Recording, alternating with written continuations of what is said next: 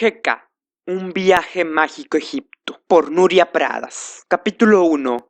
Víctor. Le costaba aceptar la transformación de su carne, aunque había sabido de antemano que eso iba a ocurrir, y en algún momento había dado la bienvenida a esa perspectiva, pues confirmaba definitivamente que era un jinete. Víctor, haz el favor de apagar la luz y ponerte a dormir. Lamentaba no poder opinar sobre cómo se iba a alterar su cuerpo, aunque al mismo tiempo sentía curiosidad por saber a dónde lo llevaría ese proceso. Además se daba cuenta de que, como humano, estaba en plena adolescencia. ¡Víctor! Víctor levantó los ojos del libro que estaba leyendo.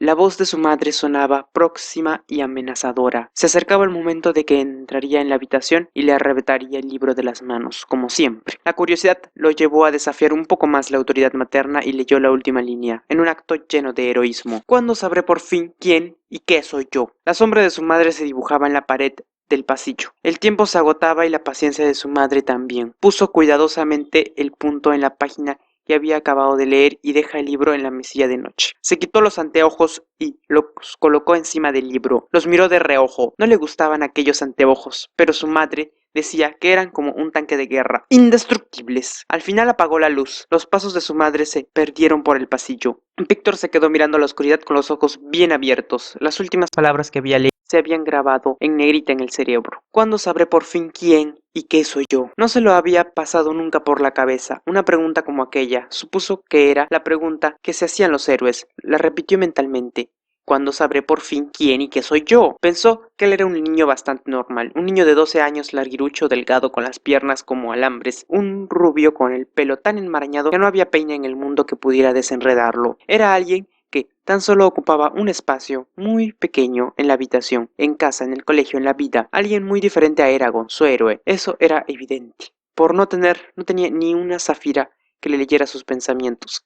Sonrió por debajo de la manta. Lo de Zafira sí que me encantaría. Ya se imaginan llegando al colegio a los lomos de la dragona. De ir en aquel autobús que más bien parecía una lata de sardinas llena de niños y niñas legañosos y medio dormidos. Los ojos comenzaron a pesarle. Amenazaba con cerrárseles con 2 persianas metálicas. Pero aquella pregunta le cosquilleaba el cerebro con inconsistencia. ¿Qué soy? ¿Quién soy? Aquella noche, en sueños, Víctor cabalgó a los lomos de un dragón de escamas verdes y ojos rojos. Atravesaron paisajes maravillosos, donde los colores eran diferentes a los que conocía. No tenían nombre. Su vida era como un remolino de aguas serenas, de un largo azul. Él era fuerte, era valiente. No llevaba aquellos anteojos horribles, porque nadie le decía lo que tenía que hacer o lo que tenía que ponerse, y además se veía bien. No sabía qué iba a hacer después, pero seguro que el siguiente día le traería cosas aún más maravillosas. Se despertó muy sudado después de que su madre dirigiera en el objetivo con un super grito matutino. Qué manera más poco heroica de comenzar un nuevo día. Al incorporarse comprobó, un poco extrañado, que le dolía mucho todo el cuerpo. Tenía los huesos tan molidos como si en realidad hubiera estado cabalgando toda la noche a lomos de un dragón. Aquella idea lo hizo sonreír mientras bajo la ducha intentaba quitarse de encima las últimas motas de sus sueños. Aquel día que comenzaba prometía ser exactamente igual a los otros que le habían procedido. Despertador, materno, ducha y desayuno rápido de pie en la cocina. Siempre era así, pero hasta ahora nunca se había planteado que podía ser diferente. Se colocó la mochila en la espalda y caminó encorvado por el peso. Se dirigió hacia la parada de autobús que lo llevaba al colegio. Como cada día, se encontró con su amigo Jaume Camperols, que ya de buena mañana se ponía a hacer las canalladas más estrambólicas que uno se puede imaginar, con Roger Miro, el rey de los chistes malos, con Mariona Stiff y sus ganas incontrolables de hablar, y evidentemente con los ojos negros y misteriosos de Claudia, que, para su desgracia, parecía como si no se hubiera enterado de su existencia sobre el planeta Tierra. Y eso que se conocían desde pequeños, puesto que después de enviarle una docena de miradas llenas de intención, ella seguía siendo como si Víctor fuera invisible. Él decidió encerrarse en sus pensamientos, todavía mascullaba aquellas palabras que tanto le habían impresionado. ¿Cuándo sabré por fin quién y qué soy yo? Y es que desde que Víctor había leído esas palabras, una especie de vuelo de mariposas le hacía cosquillas en la barriga y no sabía por qué. A lo mejor son unas palabras mágicas, se preguntó. Fuera como fuera, el caso era que sentía en su interior una sensación nueva e inexplicable.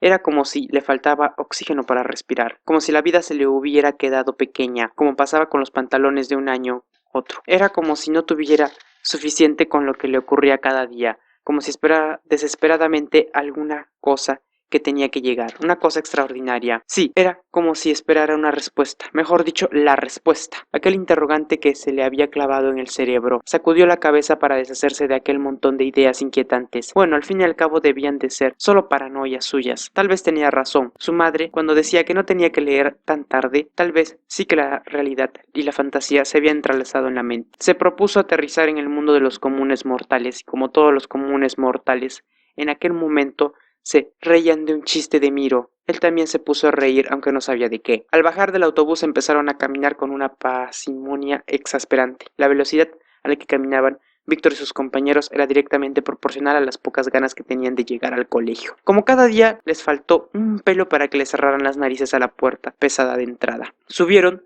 trotando hasta el segundo piso y abrieron la puerta del aula. El profesor de matemáticas estaba pasando lista y les envió una primera mirada asesina de la mañana. Como siempre. Pese a todo, Víctor no era de los alumnos que acumulaban broncas y castigos. Los profesores lo consideraban un buen alumno, un alumno nada problemático. Era un estudiante medio, un deportista regular. No hablaba mucho en clase y hacía los deberes casi cada día. Ya le hemos dicho, un buen chico.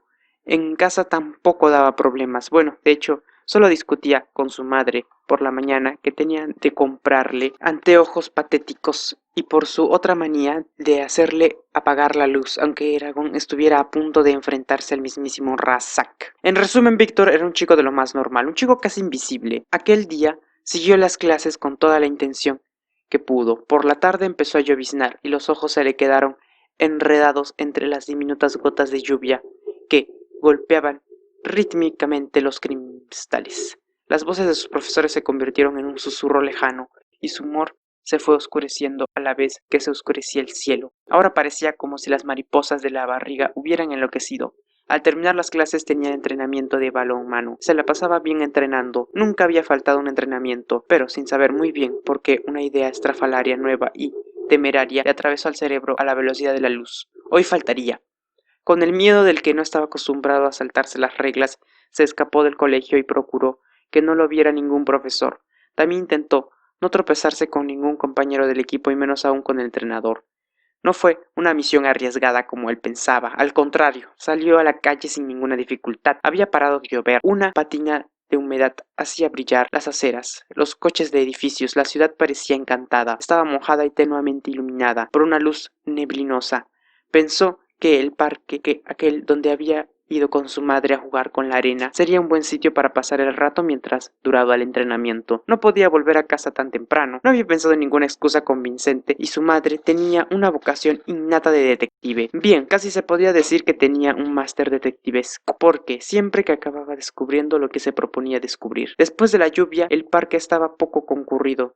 Los árboles chorreaban gotas de agua, una luz gris y misteriosa lo envolvía todo. Reinaba el silencio. Parecía uno de los bosques enigmáticos de sus libros de dragones. Se sentó en un banco sin preocuparse de la humedad que le caleaba la ropa, pero enseguida empezó a tener frío. El cielo se iba oscureciendo y de hecho lo que deseaba más en aquel momento era irse a casa a merendar, pero había tomado una decisión y la iba a mantener. Había sido capaz de cambiar la rutina de cada día, de romper las normas. Para Víctor era como una especie de experimento. Unos gramos de novedad en la vida de cada día. No se echaría atrás. Bueno, de hecho, ya no podía echarse atrás. Una sombra negra lo invadió. ¡Qué tontería! Pensó, y qué aburrimiento, siguió murmurando su cerebro. Agarró una rama y se puso a dibujar el contorno de Saphira, la dragona de Eragon, sobre la tierra arenosa y húmeda del parque. No era la primera vez que dibujaba a Saphira, aunque normalmente utilizaba aquel, pues echaba de menos no tener a mano alguna cosa verde con la que representar la bella piel escamada de Saphira. Pensó que estaba alucinando por el hambre o por el miedo, porque de repente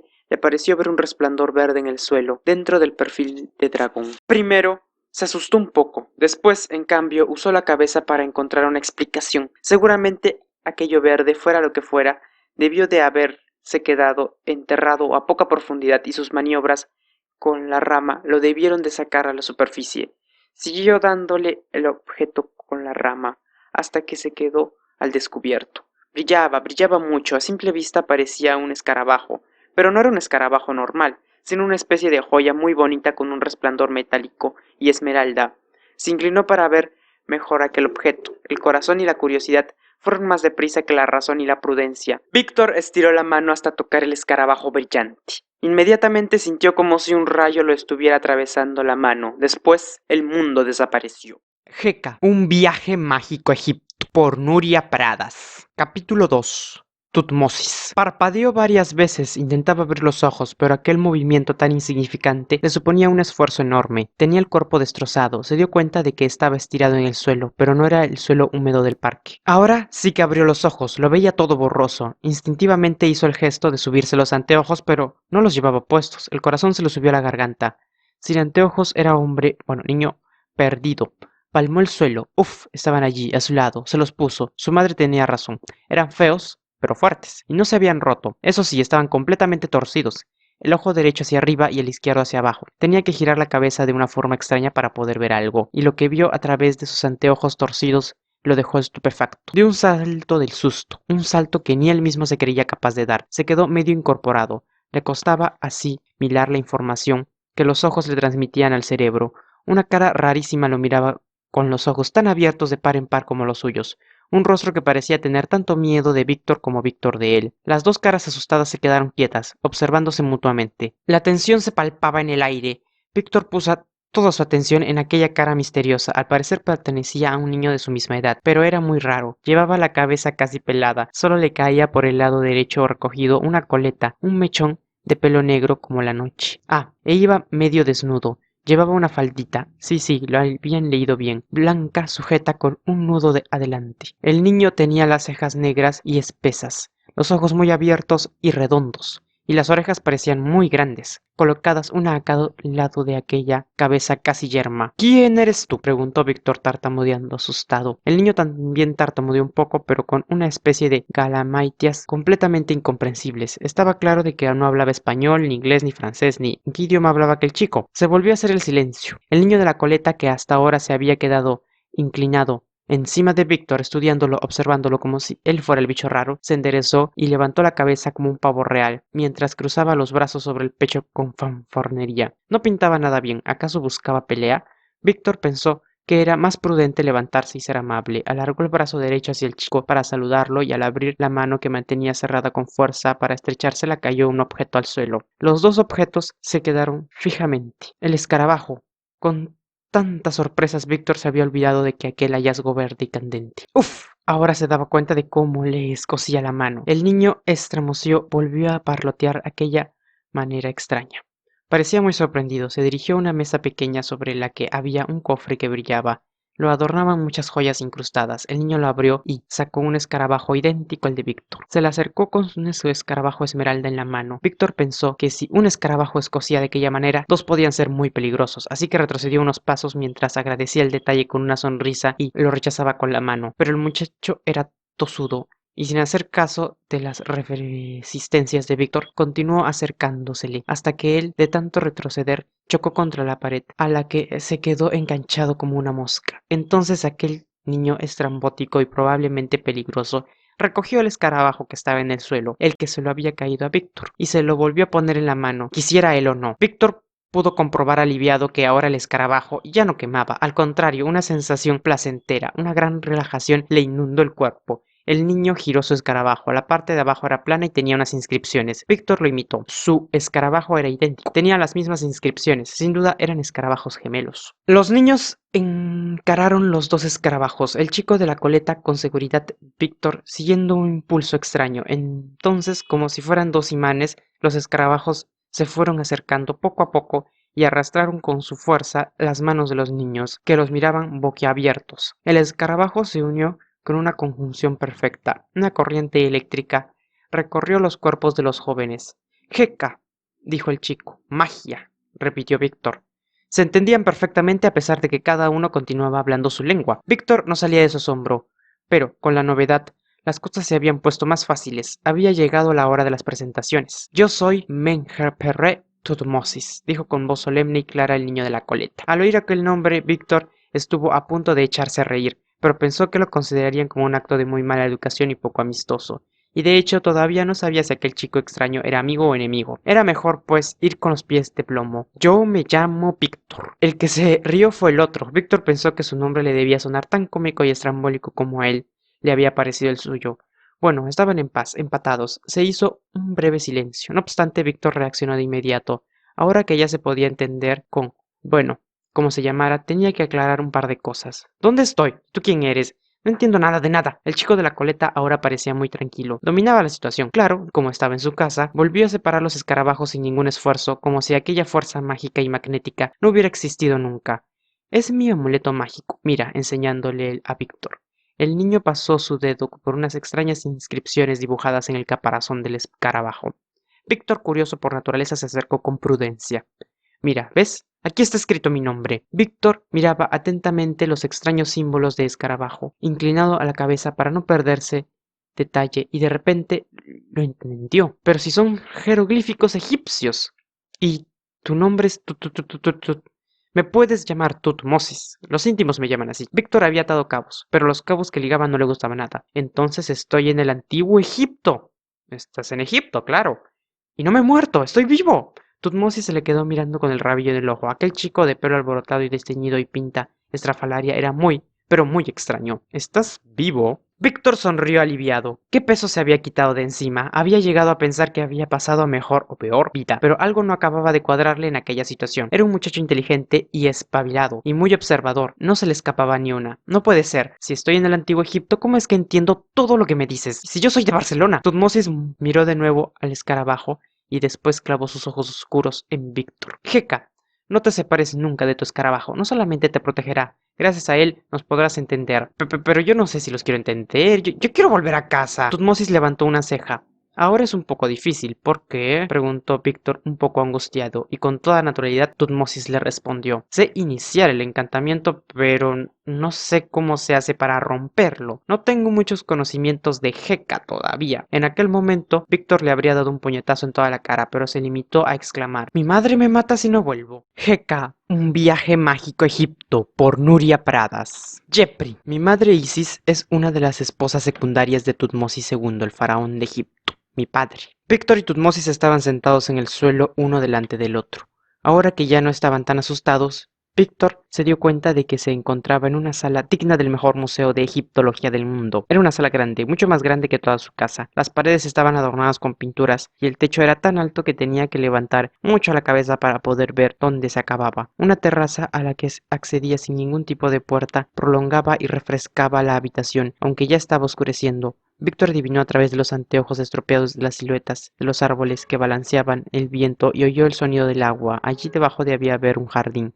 Un fabuloso jardín egipcio. Pero no todo era bonito en aquella estancia. Estaba llena de bichos. Víctor ahuyentaba con una mano las moscas y los mosquitos que se le acercaban con la intención de darle la bienvenida. ¡Qué molestos! Su imaginación viajó hasta el exterior de la casa. ¡Qué extrañas especies zoológicas debían de por el jardín! Ahora que ya era de noche y que la naturaleza se volvía más salvaje que nunca, serpientes, lagartos, se estremeció. Hemos mencionado que Víctor era un chico inteligente, pero no hemos dicho nada de que fuera valiente. Tutmosis seguía hablando de su familia sin que le molestara la presencia de toda aquella fauna voladora. Mi padre, el divino faraón, murió hace 2 días. Vaya, lo siento mucho. Tutmosis abrió aún más aquellos ojos negros llenos de misterio de Nilo. ¿Por qué lo sientes? Las puertas del cielo se han abierto para el gran faraón. Suba tiene alas y ha volado junto a la madre de Isis, la diosa con la cabeza de halcón. Él va, el alma, murmuró Víctor, que, perspicaz como era, se dio cuenta de que a pesar de que el idioma no parecía ser impedimento para comunicarse con Tutmosis, entender cómo veía la vida un niño que había nacido hace más de 3000 años podía llegar a ser un asunto delicado. Tenía que tener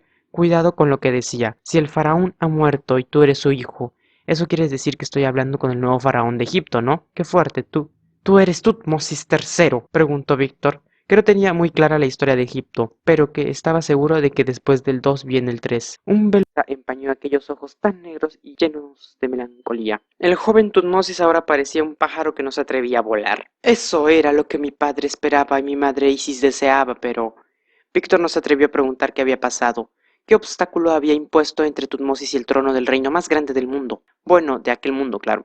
El mismo Tutmosis no tardó en aclarárselo. Como te he contado, Isis, mi madre no es la esposa principal del faraón, y aunque yo soy su único hijo varón, mis enemigos se han aprovechado de esta circunstancia para alejarme del poder. ¿Y entonces quién es el faraón de Egipto ahora? La voz de Tutmosis se oscureció. Un eco del despecho que anidaba en lo más profundo del alma pintó sus palabras con la dureza de acero. Pronto habrá una mujer en el trono de Egipto. ¿Una mujer? exclamó Víctor. Qué bueno, qué país tan moderno, ¿no? Y enseguida se dio cuenta de que acababa de pifiarla y que tenía que cerrar la boca con un cierre lo más rápido posible.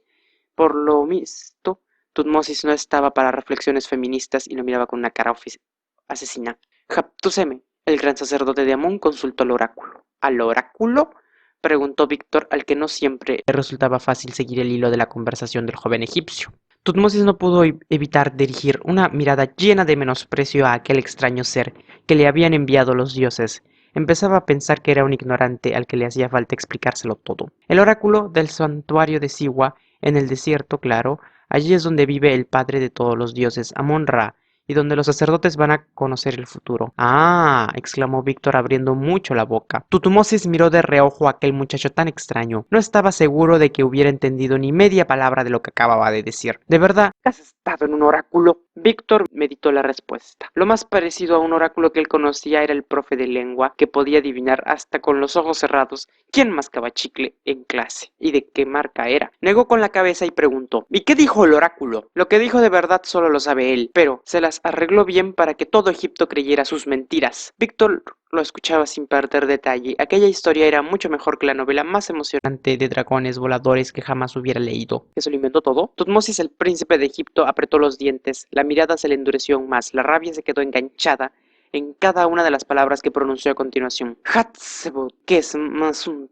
astuto que un cocodrilo, hizo que todo el mundo creyera que el oráculo había hecho una elección. Él no quiere que el nuevo faraón de Egipto sea yo. No, por supuesto que no.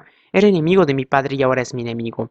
Entonces este Japo, como se llame, se sacó de la manga que el oráculo había elegido a una mujer, ¿no? Dijo Víctor al atar cabos. El príncipe, con actitud adusta, asintió con la cabeza. ¿Pero qué mujer? ¿Cleopatra? El príncipe egipcio arrugó la nariz al mismo tiempo que preguntaba, lleno de extrañeza: ¿Cleo qué? ¿Y esa quién es? No será otra pretendiente a mi trono.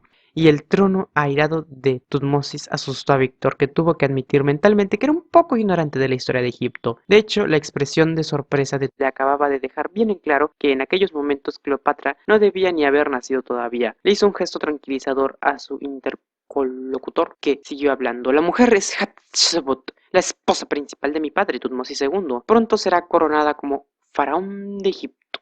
Y añadió con voz casi inaudible: si Orisis no lo impide. Osiris, el egipcio, estaba empezando a perder la paciencia. En serio, el dios de la muerte. Después de pronunciar estas palabras y terribles amenazadoras, Tutmosis se calló. Parecía ausente, intensamente recluido en sus pensamientos, como si un espíritu hubiera abandonado la vida en un momento. El joven príncipe, a pesar de su corta edad, parecía saber muy bien que el destino y sus enemigos le habían jugado una mala pasada. La arrogancia de su rostro se deshizo como la nieve bajo el sol, y su expresión volvió a ser la de un niño de 12 años profundamente atemorizado. No sé cuánto tiempo me dejarán vivir. Casi sin motivo. Caramba, qué mal suena eso. Víctor hizo una pausa. Aunque acababa de conocer a Tutmosis, sentía en el alma que la vida de aquel chico tan joven como él se encontraba en peligro. Se rascó la cabeza. Todavía había una cosa que no acababa de ver clara. Pero dime, ¿qué pinto yo en toda esta historia? Tutmosis se levantó. Aún llevaba el escarabajo en la mano y se lo enseñó a su interlocutor. Ya te lo he dicho, Jeca. Sí, pero todavía no lo entiendo. Acostumbrado a que lo respetaran desde bebé, el príncipe lo hizo callar con una mirada hechita. ¿No lo entiendes, dices? Que Anubis te ayude. Eres más obtuso que un hipopótamo. ¡Ochi! Se quejó el Víctor, sin atreverse a preguntar quién era aquel Anubis. Tenía que deshacerme de mis enemigos. ¿Y has usado la magia? Tutmosis, ahora que parecía sinceramente arrepentido. Sí, ya sé que no lo tendría que hacer. La magia está reservada para los sacerdotes, los médicos, para los hombres importantes. Cuesta muchos años aprender a usarla, pero yo siempre me he sentido muy atraído por la magia. Jotepu, el médico personal de Isis, mi madre, sabe mucho y me ha enseñado alguna que otra cosa. A escondidas, desde luego. Lástima que no te haya enseñado suficiente, añadió Víctor con una ironía malévola. Pero la mirada triste y perdida de Tutmosis lo conmovió. Comenzaba a entender la situación. O sea, ¿qué pensaste? Pensé que mi amuleto mágico, pensé en practicar un conjuro, ¿sabes? Un pequeño. Invoqué el dios Jepri, el dios escarabajo, para que con sus fuerzas hiciera desaparecer a mis enemigos, pero no desapareció nadie, no.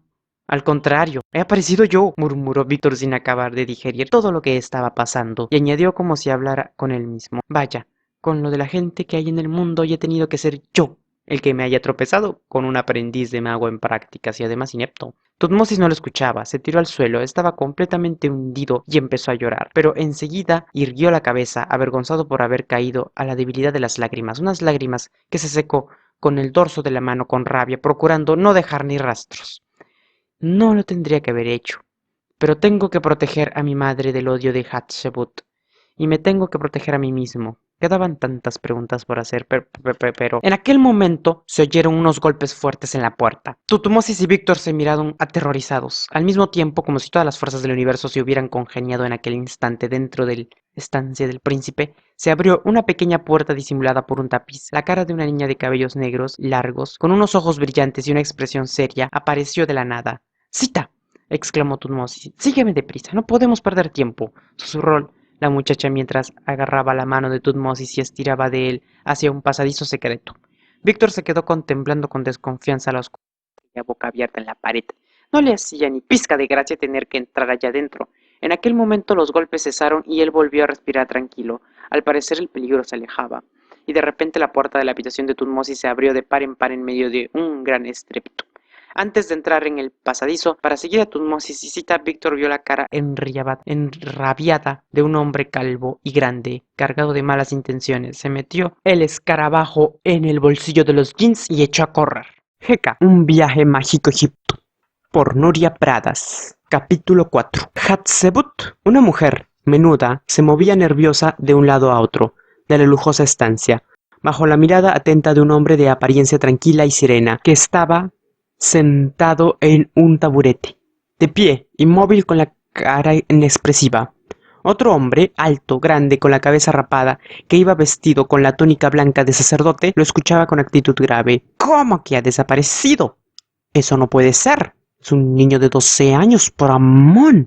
¿Es que vuestros hombres son incapaces de encontrar un crío? La mujer menuda, Hatshepsut, la esposa principal del difunto faraón y por tanto reina de Egipto, se dejó caer en otro taburete y escondió el rostro entre sus finas manos. Hatshepsut lucía en la intimidad de su cámara el cabello natural, sin pelucas ni artificios. Tenía una cabellera que se le apoyaba en los hombros, negra como el caparazón de un escarabajo. Vestía una túnica ligera de lino, blanca, sujeta con dos amplios tirantes en los hombros. Ninguna joya adornaba su piel dorada. Llevaba los pies descalzos. Si lo hubiera visto alguien en aquel momento, no hubiera creído que aquella mujer sencilla y normal, que estaba encogida como si quisiera desaparecer, era la hija del gran faraón Tutmosis I. El hombre gordo que estaba de pie, el gran sacerdote de Amón, Hatshepsut, habló. —Señora, ya se lo he dicho, solo es un niño. Pronto lo encontraremos y será muy fácil deshacernos de él. Hatshepsut se levantó y le dio un golpe rabioso a una mesita baja de ébano. Unos frascos de perfume cayeron al suelo. La voz de la mujer, con el oloroso perfume de los frascos, se esparció llena de indignación por la estancia. —¿Deshacernos? ¿Deshacernos del niño? ¿Es lo que dices, Hatshepsut? No quiero deshacerme de nadie, ¿me han oído? No comenzaré mi reinado dejando detrás de mí un rastro de sangre. No es así como se gobierna. Y en voz baja añadió, no es así como yo quiero gobernar. Pero señora, Hatshepsut se encaró a la impotente figura del sacerdote y alzó la voz para ordenar. ¡Ya basta! Ustedes hagan su trabajo. Encuéntrenlo. Hatshepsut agachó la cabeza obediente, pero humillado. La rabia de la reina parecía no tener fin. Soy la reina de Egipto, por derecho de nacimiento, no una asesina de niños. Pero no permitiré que nadie me robe mi destino, y mi destino es gobernar Egipto. No dejaré que el hijo de Isis, una esposa secundaria, se quede con la corona de las dos tierras. Entonces la voz se convirtió en un grito agudo. ¿Lo han entendido? Hatshepsut apretó los dientes, presa de la indignación, y se dio vuelta dándose la espalda al gran sacerdote de Amón, uno de los notarios más influyentes del país. Él entendió enseguida que la reina lo estaba echando de la habitación, lejos de su vista. Estaba muy enfadada con él. El gran sacerdote se inclinó ante ella y se marchó caminando hacia atrás, sin pronunciar ni una palabra, pero ella llevaba el corazón lleno de hiel. La reina se volvió hacia el hombre que había observado la escena en silencio y se arrodilló delante de él. Le tomó las manos y lo besó. Oh, Senemut, amado mío, parece que todo va de capa caída. Senemut era el hombre de confianza de la reina, del arquitecto real. Había conseguido convertirse en una especie de confidente, sin el que Hatshepsut no daba ni un paso. En la corte se decía que entre la reina y Senemut había algo más que una relación política. Todo el mundo sabía que eran amantes. El hombre tomó la cara de la reina dulcemente, con aquellas manos grandes y fuertes que tantos templos había levantado. La reina fue consciente en aquel instante de que solo podía confiar en Senemut, y apoyó la cabeza sobre su pecho. Ahora que están los dos solos, la intimidad de sus aposentos, Hatshepsut podía comportarse como una mujer y no como una reina. Podía incluso permitirse ser débil. La reina sonrió, tenía los ojos bonitos y cuando sonreía se le volvían risueños. Senemut la miró con ternura. No puedo permitir, señora, que las preocupaciones apagan la luz de estos ojos. Ella dejó escapar una risa cristalina. Las palabras de Senemut la complacían infinitamente y alejaban las sombras negras de muchos problemas, de muchas traiciones. Soy tu sirviente. Dime qué quieres que haga y lo haré. Senemut, el trono de Egipto es como una perla que se me escurre entre los dedos. El vil Inei, el visir, ya me lo arrebató cuando murió mi padre. Me tuve que conformar con ser la esposa real, la mujer de un faraón débil y enfermizo, Tutmosis II. No olvidaré nunca esa vejación. Inei es el peor de mis enemigos. Hatshepsut se apartó del hombre, los recuerdos le hacían demasiado daño. Su orgullo, el orgullo de una mujer, hija y esposa de faraones, había sido gravemente ultrajado, y la herida aún sangraba. Senemut se había quedado pensativo. Era un hombre bueno y quería conocer las razones que habían empujado al antiguo ministro Inei a actuar de aquella manera contra Hatshepsut. Quizá, cuando murió tu padre, Inei se sintió herido por la confianza que tenías en mí. Tal vez temía que si subías al trono de Egipto, él perdería el puesto privilegiado del que disfrutaba antes, razonó Senemut y añadió, recuerda que Inei llegó a ser el hombre más poderoso de toda Tebas. A la reina se le oscurecieron los ojos. Sí es cierto. Tienes razón, como siempre, Senemut. Pero Tutmosis II tampoco confiaba en él. Por eso Inei dejó la corte de Tebas y se refugió en Memphis. Pero incluso desde allí me persigue. Se ha convertido en mi sombra, en mi desgracia. Parece que solo vive para hacerme daño, para impedir que mi destino sagrado se cumpla. Las palabras de Hatshepsut estaban llenas de dolor y tristeza. Senemut intentó consolarla. Pero ahora tienes mucho apoyo, señora.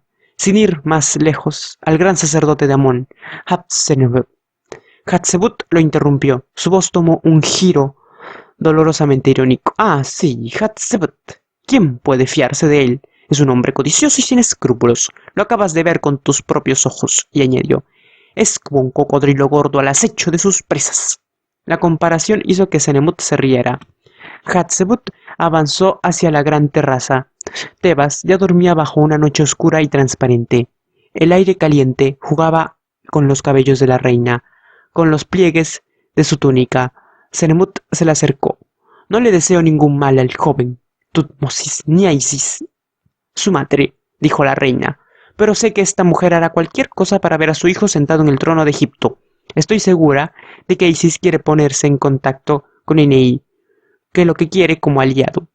Miro al hombre con desesperación. Los tengo que tener controlados, vigilados. Quiero que el joven Tutmosis esté cerca de mí. Crecerá como príncipe que es de Egipto, pero no será faraón. No ha nacido para serlo. Pero Hatshepsut no los tiene que encontrar, casi suplicó. Acabaría con ellos. El hombre le estrechó dulcemente entre sus brazos para consolarla. Los encontraré, cariño, nada impedirá que cumplas tu destino. Hatshepsut y Senemut sellaron el acuerdo con un dulce beso.